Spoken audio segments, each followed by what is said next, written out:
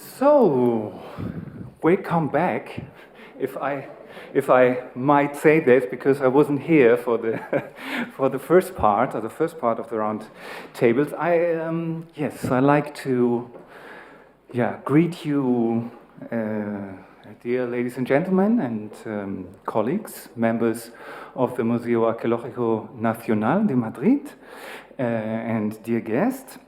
My name is Paul Scheding. I'm the new director of the German Archaeological Institute here in Madrid, and I'm very pleased to chair the second session of the day of this roundtable. I'm really looking forward for the discussion, and in behalf of the Institute, so the German Archaeological Institute, and I would like to express my sincere gratitude for the opportunity here for the MAN, and especially you, Isabel, for the opportunity to host this session. So let's start with the next speaker, or the first speaker of the session, which is Martin Maischberger. He was born in Munich, Germany. He's a classical archaeologist. He studied in Berlin, Rome, and Perugia, and received his PhD in 1995 at the Freie University of Berlin. He's senior curator and deputy director of the collection of classical antiquities, so German Antikensammlung, in Berlin since 2007. He's responsible for the permanent exhibition at the Altes Museum, established in 2010-11, and the current exhibition, Pergamonmuseum, Das Panorama, by Yageda Assisi, which opened in 2018. He's also a member of the planning team and for the ongoing renovation of the historical Pergamon Museum. His research interests as a classical archaeologist and publications are mostly on Roman architecture, topography of ancient Rome, especially his PhD on marble transport in ancient Rome is very famous still in Germany, but also his studies on Asia Minor Greek and Roman terracottas and bronzes, and also the current debates on history of archaeology and museum. Yeah. Dear Martin, there you have the stage. Thank you, Paul, for this very kind introduction. And I cannot do differently than the speakers before to thank very much to Isabel and her team for this marvelous conference. I'm really glad, I'm really proud to be here, and I'm really happy that she insisted, because originally I didn't intend to come. Then I intended to come only participate online, as Paolo Giulierini did, and then Isabel still insisted and convinced me to come, and I'm really, really happy that she succeeded, because I would really have missed something very important hadn't I come here. So this being said, I'm happy to be here and to talk about the Pergamonmuseum, which is labeled here as my affiliation, but this is not correct, because Pergamon is just one part. It's our major brand, let's say the best-selling name we do have in Berlin and the Museums Island, but as much important are the institutions. Pergamonmuseum is not an isolated unit. It is part of a big museal polo, as the Italians would say, spread over the whole city of Berlin in 5 sites, over 15 collections, 4 institutes, and over 20 buildings. The Museums Island is just one of those 5 sites in central Berlin, or Mitte in German. Here you see an overview of the most important sites. The museums is the most historical one, with mainly the archaeological collections, with a few exceptions, whereas Kulturforum in the central western area, Potsdamer Platz area, is more dedicated to art history, Charlottenburg also to art history, and then we have Dahlem, and most recently also, but this is kind of a hybrid because it's not exactly only our thing, Humboldt Forum, also in the museums in the middle of Berlin, housing, among many other things, the non-European and the ethnographic collections of the Berlin State Museums. I should also mention that the Berlin State Museums themselves are part of the Prussian Cultural Heritage Foundation. This is important to say because we are undergoing a major structural reform, which, among other things, also brought with it that we abolished the Directorate General. We don't have any Director General anymore, and the Directorate General and the different departments of it are being given over to the single sites. This means that the single museum sites and the single museums collections gain more autonomy. as respect to the previous situation. The Museums Island is the most important one. It's the core of our museums, and it is important for the fact that in the span of 100 years, between 1830 and 1930, 5 historical buildings were erected, starting with the Altes Museum in 1830, so it will celebrate its centennial in 6 years. Neues Museum, which will be the subject of the talk of my colleague Matthias Wemhoff a few decades later, in 1843.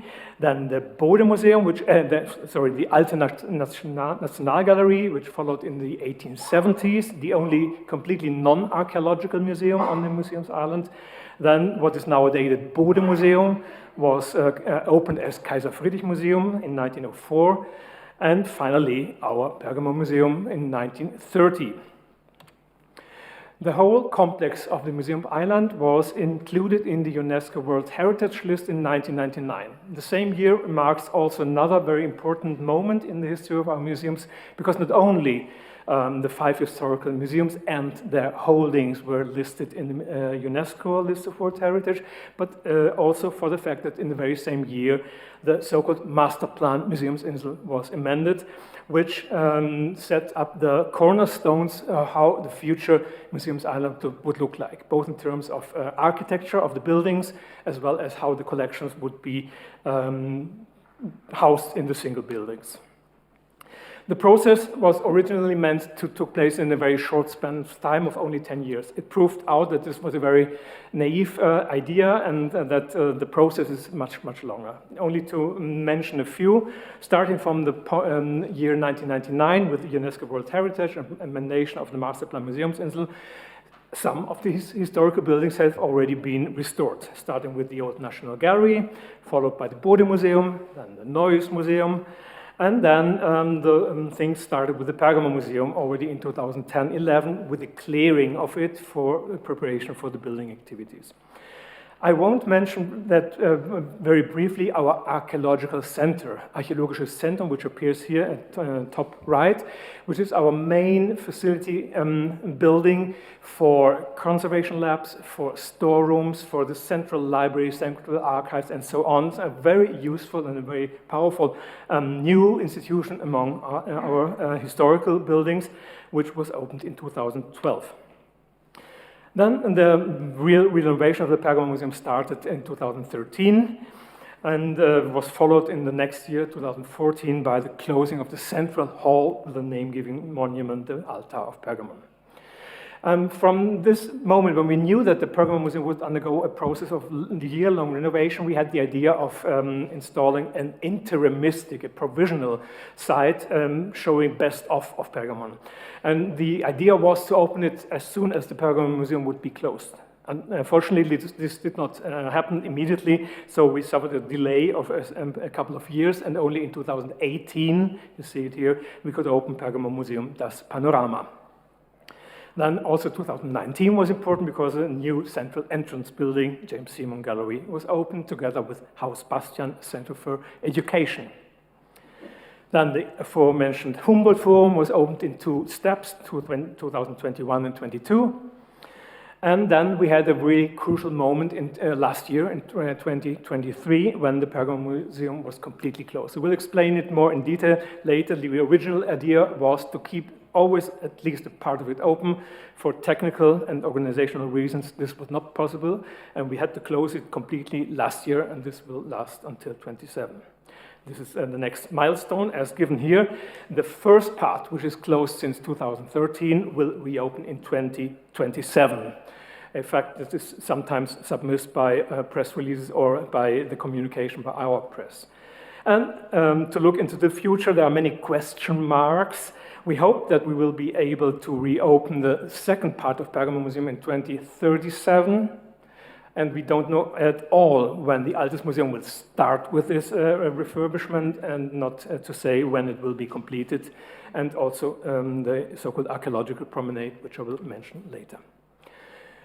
Just to remember very briefly, I won't talk about Altes Museum, but just to remember that my responsibility is mainly also dedicated to Altes Museum and the collection it houses, because this is not only the first of our museum's buildings.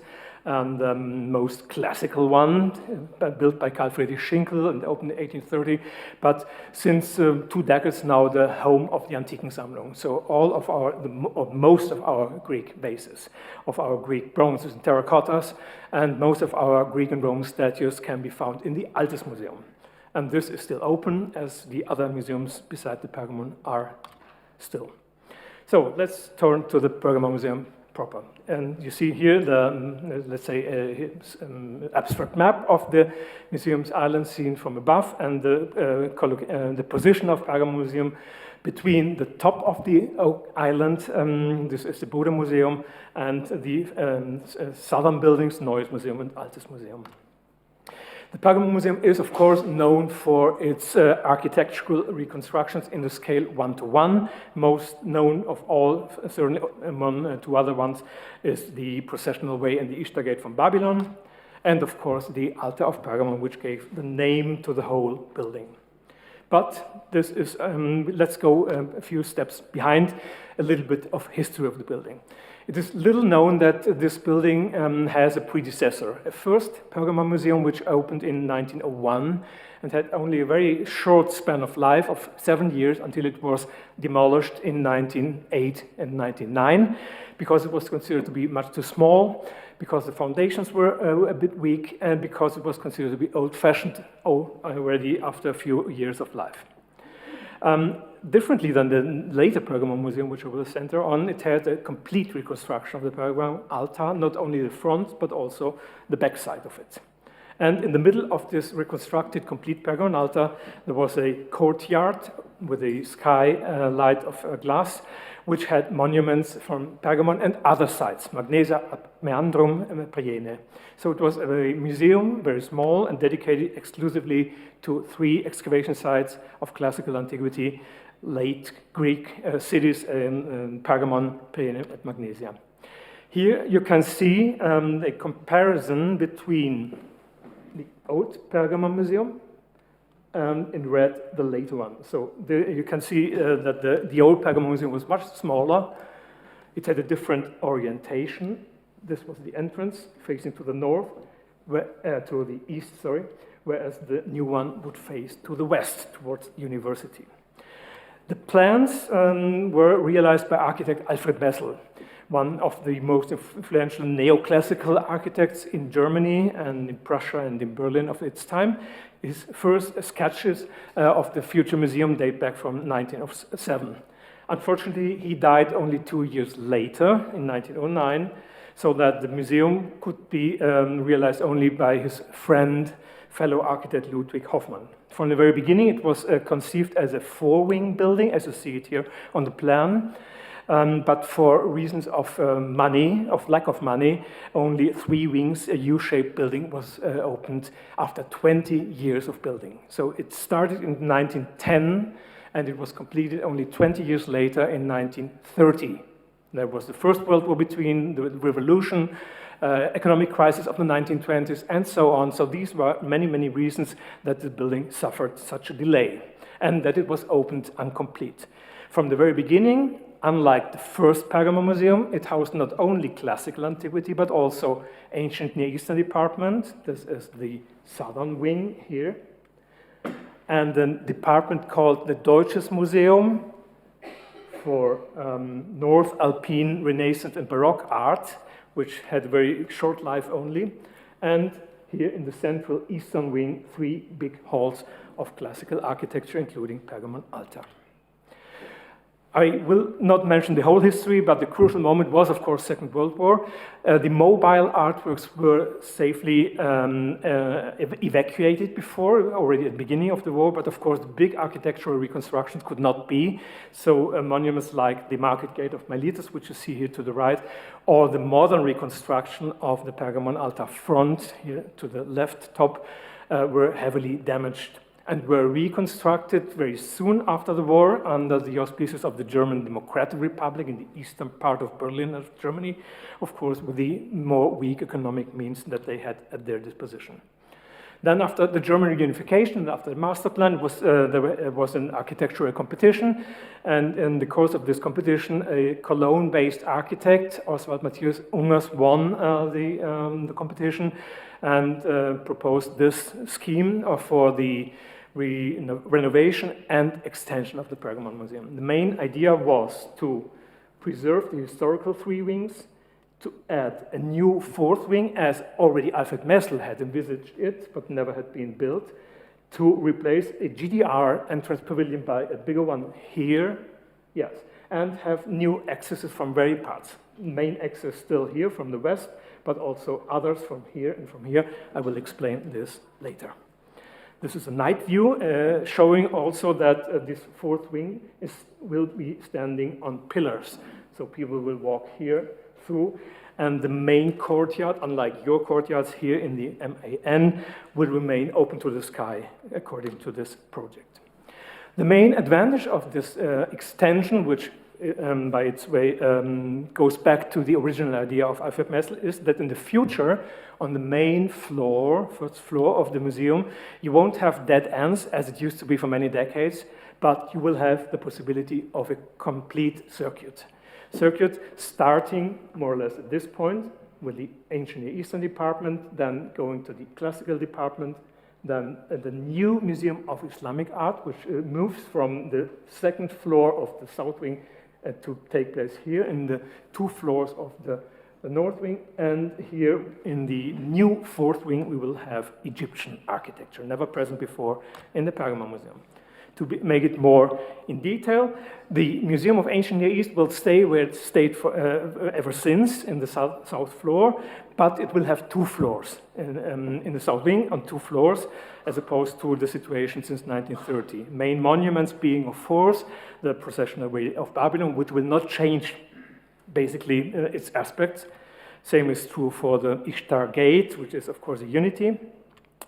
Then we will move to the Classical department. Same is true here, that the historical halls will not change that much in their appearance because they are pretty well preserved and they are considered to be, let's say, also architectural landmarks of the 1920s and the beginning of the 30s, and therefore we will make only minor touches there.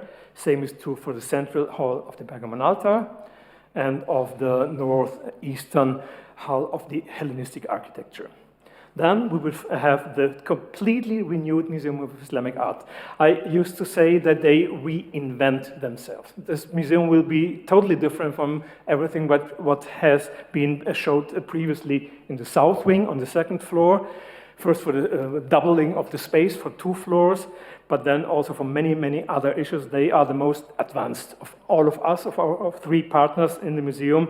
The most modern ones, and it's really fascinating to follow their discussions about the future appearance of the museum. This will be really revolutionary.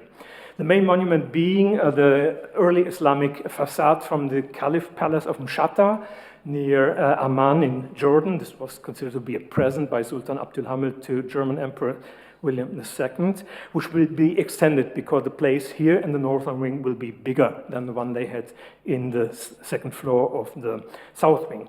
And another architectural jewel is this Christian-owned supper room, a reception hall of a Christian merchant in Aleppo in Syria, a city which has, as you all know, been damaged heavily during the civil war in Syria, and the very house, it does not exist anymore. Then the fourth wing will, in the future, house Egyptian architecture like the Debot gate here in Madrid and the Esaya temple, what was Elisia temple in Torino. We also have a gift of the Egyptian government, which was the Kalabsha gate, Augustan of days, so more or less between the last decade before Christ and the last decade after Christ, which is now in Charlottenburg, because when it came to Berlin, it was West Berlin, and the Egyptian Museum was there, and then it will be here. And the old Egyptian Old Kingdom temple of Sahure also will be presented, along with the Tel Halaf sculptures. Tel Halaf was a special case because it was excavated by Baron von Oppenheim, private excavation, private museum in Berlin, heavily destroyed during the Second World War, then taken over by the colleagues of the Vorasiatisches Museum, and this will take place here also in the fourth wing. And the new central entrance pavilion, as designed by Ungers, will be the main reception hall for visitors in the future. But how is the situation now? So since 2013, in January, this is a big building place. And the museum, of course, and the main entrance is closed. This is the situation since January. I will later explain the main reasons why it takes so long. Something has happened since January 2013. You can see, for instance, in this bit not sharp photograph, that the north facade is already cleaned, as opposed to the right one, the south wing facade. So not only externally, but also internally, many works are already accomplished. One has to say that the work of the renovation is mainly related to the building, not so much to the objects, to the artworks, which remain partially inside, the big objects especially, but mainly to the building, because it was really technically in urgent need of renovation, starting from the roof until the foundation. Everything had to be renewed. So the original idea was to make it in more or less 12 years. Starting in 2012-13 and ending in 2025. This would be next year. For many reasons, we have suffered big delays. So the main scheme remains the same. We tried to keep always open certain parts. The ones here given in magenta are or were the ones which were kept open.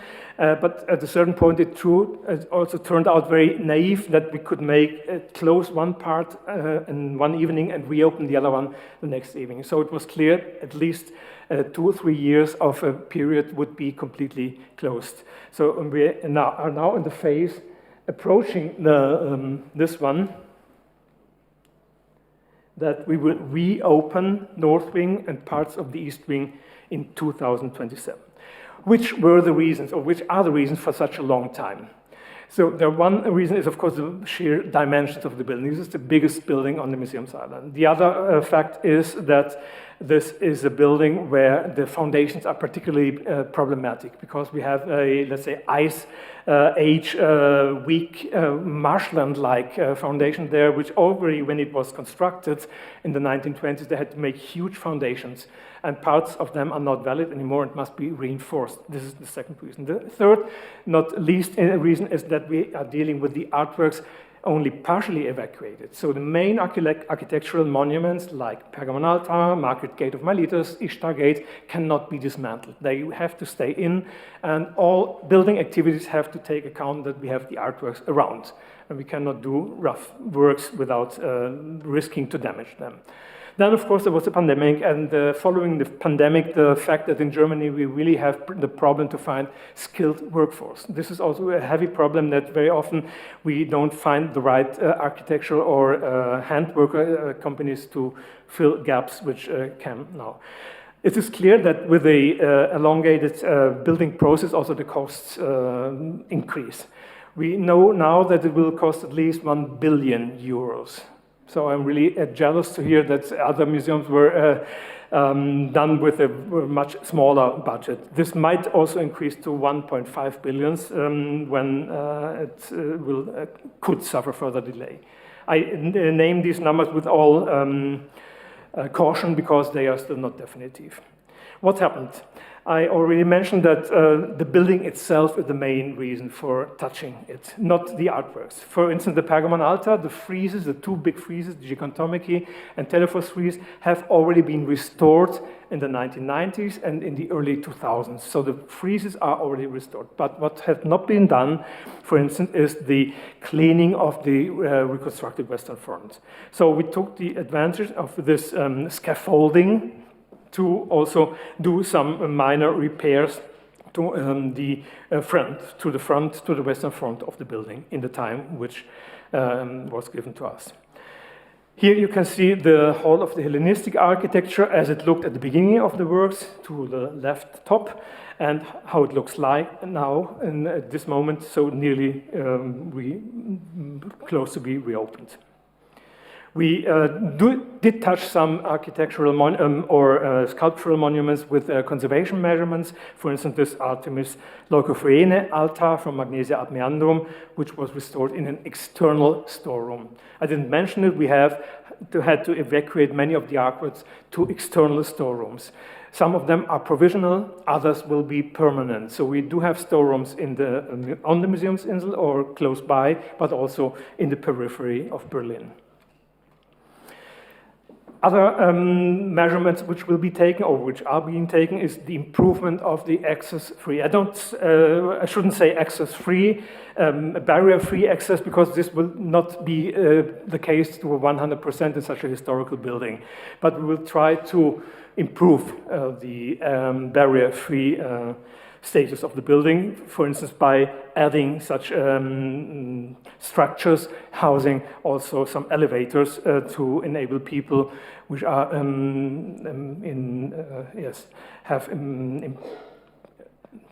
partially improvements to access the building. And not only from a physical point of view, but also from the point of view of, let's say, cognitive and other impairments, we will improve the accessibility and allowing people to, for instance, who are visually impaired, to visit the museum by themselves, by such a tactile guide rail, which is not the right word. You might correct me. The tactile. You know what I mean? There's a special technical term for this blind guide rail, which is just the translation of German Blindenleitspur. So there will be a big improvement as opposed to the previous situation. Then we will replace all the former architectural models, which were very simple in a way and were under showcases, by tactile ones, which will be, of course, not interested also only for the persons with which are blind or which have other problems with visually, but also for anyone who might like to touch those models.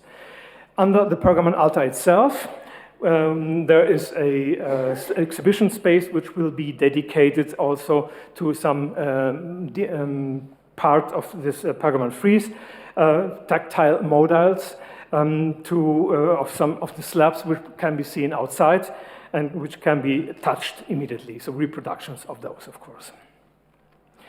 Another very important issue, of course, is every measurement to education and outreach. Already before we closed the museum, we have tried to change the situation that this museum is mainly a touristic museum. So much more than 80–90% are tourists visiting Berlin, visiting Museums Island. This was known ever since that this situation is such as it is. And we know that many Berliners have visited the museum only during school time, so we would like to improve this and the contact with the schools, and also to make a more definite link to the museum. While we are closed, of course, we have several online offers, 3D tours through the sections, which have been done not only by the Museum for Islamic Art, but also from other colleagues. Very briefly, the archaeological promenade, which will link the museums in the future. 4 of the 5 historical buildings will be linked by the so-called archaeological promenade on ground zero, let's say, of the museums. While we are closed, we opened this interimistic Pergamonmuseum, the Panorama, which in our eyes was very important to substitute the closed museum and to make it very close to the museum itself. Here is the Pergamon, and here is Pergamonmuseum, the Panorama, which we deliberately did in a very provisional style, industrial style, rough style, and in order to make it also very experimental.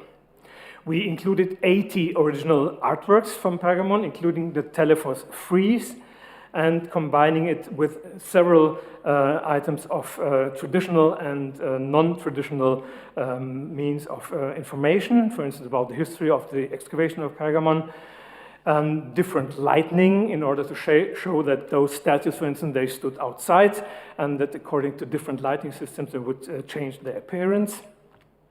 And this also was very important to us to make a projection mapping explaining the polychromy of ancient Greek and Roman statues. So this is an original statue which by means of projection gets a artificial coloring. And two alternatives in possible coloring, which was inspired by terracottas of the same time. The architect of the whole was Yadiga Assisi, our project partner, who not only is a panorama artist, but also kind of a designer, and his ideas was, among others, to make kind of an experimental and futuristic setting for traditional sculptures like this group of Heracles freeing Prometheus. As said, the whole telephos frieze, or most of it, is being presented here, also with changing lights, which, because this was in origin in the open to the sky situation, and a 20 minutes loop film explaining both the Pergamon Altar as to be seen in the museum in the past and in the future, as well as its topographical setting in Pergamon in the past and now. And last but not least, of course, the 360 degrees panorama by Yadiga Assisi, who is, let's say, known for his panoramas. This huge panorama of the city of Pergamon, hypothetic, of course, of how it could have looked like in the year 129 in occasion of the visit of Hadrian, Emperor Hadrian, and including also how the sacrifices in front of the Pergamon altar might have looked like. So, of course, this is in large parts highly hypothetic, but we deliberately did these experiments, and we know that only to a very minor extent we will be able to reproduce this in the future traditional Pergamon museum. For instance, we don't have many spaces. As said, the historical halls will remain the same. But we have this space here, kind of an annex, which in the future could house some elements like the film, like some immersive elements, as we have experiments them in the panorama. And this being said, I have come to the end. I hope I'm still in time. Thank you very much for your patience, for your interest. Thank you.